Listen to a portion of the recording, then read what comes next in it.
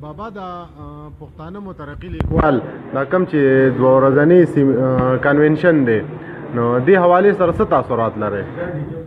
دا یو ډېره ښه خبره ده.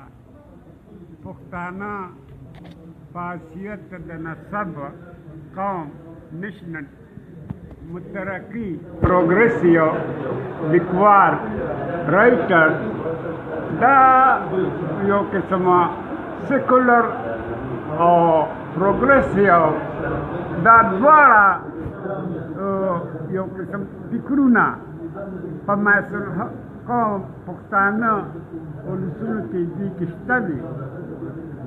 پیر روشن بازید انصاري د هغه سره ملګري مولا ارزاني خیشکي دولت لواڼې مرزا خان انصاري دا یو قسم چې دي نو پښتانو مترقي او سیکولر خلکو نو په دې بنیادونو باندې دا خو ډېر وخت غواړي.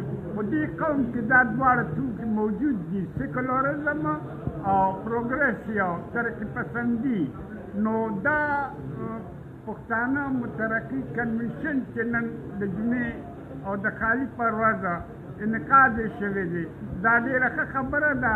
دې کې چې کومې فیصلې به کېږي هغه هم په دې او دې کې داسې یو ایجنډه کې شامله ده چې پښتانه کې دا دانشورانه روایت نو ما وویل چې لومړی کتاب په پښتو ژبه کې چې دی نو هغه د خیرالبیان دی.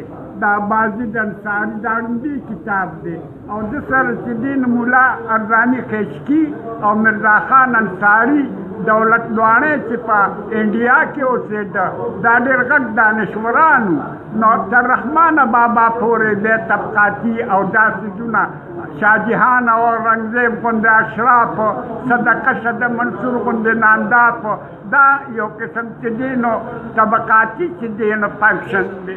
نو دا په پښتانه کې شته دی دی چې دی خو دا خلکو چې دی نو جنګ جګړې ته او خصوصا مغولو چې هغه تروړی چې دی نو واده وه په افغانستان کې نو دا بابر د ډله رامات شو او دوی جنګ جګړو ته او دوی ته ارام کړل او نن چې دی نو دا یو پرامن قوم دا یو نیک قوم دا یو سیکولر او ترقي پسند قوم دی چې دی نو جنګ او جګړو باندې اخته کړ. په دې بنیاد باندې چې دی نو دا دانشورانو چې دی نو فرد جوړېږي ذمهواري جوړېږي چې دې قوم ته دا رایاد کړي تاسو په موست سینیر کې چې دی دا څیزونه انساني دوستي دا اخري څیزونه دي دا تاسو باندې راتپلي څیزونه دي تاسو تباهۍ ته بیایي له ځانه چې دی جنګ جګړې دا لږ کې خپله ضدولي او خپله ورورولي جوړه کړې.